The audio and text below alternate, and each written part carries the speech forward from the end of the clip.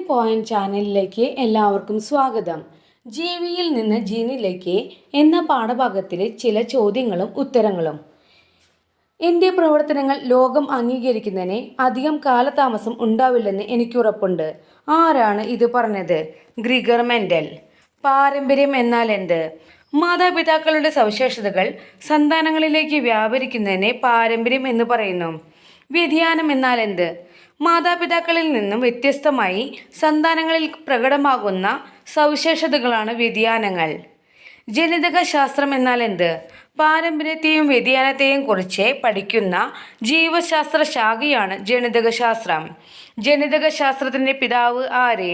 Gregor Johann Mendel. Mendel പഠനവിധേയമാക്കിയ സസ്യം ഏതായിരുന്നു? പയറുചെടി. മെൻഡൽ പഠനവിധേയമാക്കിയ തോട്ടപ്പയറിലെ 7 ജോഡി സ്വഭാവ ഗുണങ്ങളേവ? ചെടിയുടെ ഉയരം, പൂവിൻ്റെ സ്ഥാനം, വിത്തിൻ്റെ ആകൃതി, വിത്തിൻ്റെ നിറം, പൂവിൻ്റെ നിറം, ഫലത്തിൻ്റെ ആകൃതി, ഫലത്തിൻ്റെ നിറം. പ്രകടഗുണം എന്നാൽ എന്ത്? ഒരു ജോഡി വിപരീത ഗുണങ്ങളെ വർഗസങ്കരണത്തിന് വിധേയമാക്കുമ്പോൾ ഒന്നാം തലമുറയിലെ സന്തതികളിൽ പ്രകടമാകുന്ന ഗുണമാണ് പ്രകടഗുണം. ഗുപ്തഗുണം എന്നാൽ എന്ത്?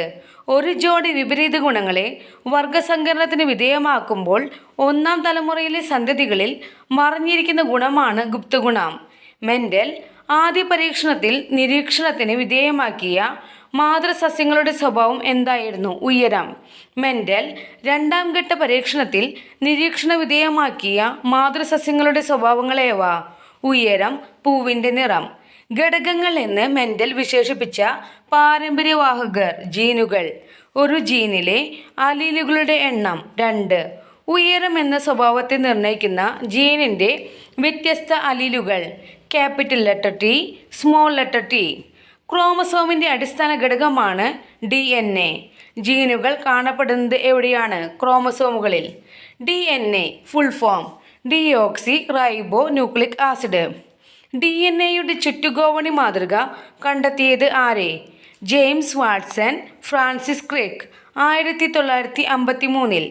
DNAയുടെ നെടിയ ഇഴകളിൽ കാണപ്പെടുന്ന തന്മാത്രകൾ. ഒരു ഡിയോക്സി റൈബോസ് പഞ്ചസാര തന്മാത്രയും ഒരു ഫോസ്ഫേറ്റ് തന്മാത്രയും. DNAയിൽ കാണപ്പെടുന്ന നൈട്രജൻ ബേസുകളേവ? Adenine, thymine, guanine, cytosine. Adenine തൈമിനുമായും ഗുവാനിൻ സൈറ്റോസിനുമായും ജോഡിച്ചേരുന്നു. DNA നിർമ്മിതമായിരിക്കുന്ന അടിസ്ഥാന ഘടകം ന്യൂക്ലിയോടൈഡ്. ന്യൂക്ലിയോടൈഡിൽ അടങ്ങിയിരിക്കുന്ന 3 ഘടകങ്ങളേവ? ഒരു ഡിയോക്സി റൈബോസ് പഞ്ചസാര തന്മാത്രയും ഒരു ഫോസ്ഫേറ്റ് തന്മാത്രയും ഒരു നൈട്രജൻ ബേസും. DNA ഫിംഗർ പ്രിൻറ്റിങ്ങിൻ്റെ ഉപജ്ഞാതാവ് Alec Jeffrey. 1984. DNA finger printing എന്നാൽ എന്ത്? ഓരോ വ്യക്തിയിലെയും DNAയിലെ ന്യൂക്ലിയോടൈഡുകളുടെ ക്രമീകരണം വ്യത്യസ്തമായിരിക്കും. ന്യൂക്ലിയോടൈഡുകളുടെ ക്രമീകരണം പരിശോധിക്കുന്ന സാങ്കേതിക വിദ്യയാണ് DNA finger printing. DNA finger printing പ്രയോജനപ്പെടുത്തുന്ന സന്ദർഭങ്ങളേവ? പിതൃത്വ തർക്കങ്ങളിൽ യഥാർത്ഥ മാതാപിതാക്കളെ തിരിച്ചറിയുവാനും കൊലപാതകം, മോഷണം തുടങ്ങിയ കുറ്റകൃത്യങ്ങൾ യഥാർത്ഥ കുറ്റവാളിയെ കണ്ടെത്തുവാനും പ്രകൃതിക്ഷോഭം, യുദ്ധം തുടങ്ങിയ കാരണങ്ങളാൽ നഷ്ടപ്പെട്ടവരെ വർഷങ്ങൾക്ക് ശേഷം കണ്ടെത്തുമ്പോൾ തിരിച്ചറിയുവാനും സഹായകമായ സാങ്കേതിക വിദ്യയാണ് DNA ഫിംഗർ പ്രിൻറ്റിംഗ്.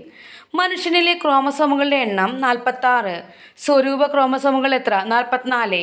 ലിംഗ ക്രോമസോമുകൾ എത്ര? 2. പുരുഷൻ്റെ ജനിതക ഘടന 44 + XY.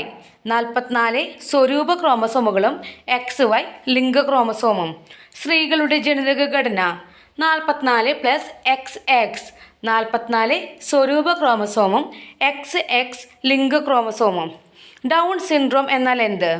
മനുഷ്യരിൽ 44 സ്വരൂപ ക്രോമസോമുകൾക്ക് പകരം 45 സ്വരൂപ ക്രോമസോമുകൾ കാണപ്പെടുന്ന രോഗം.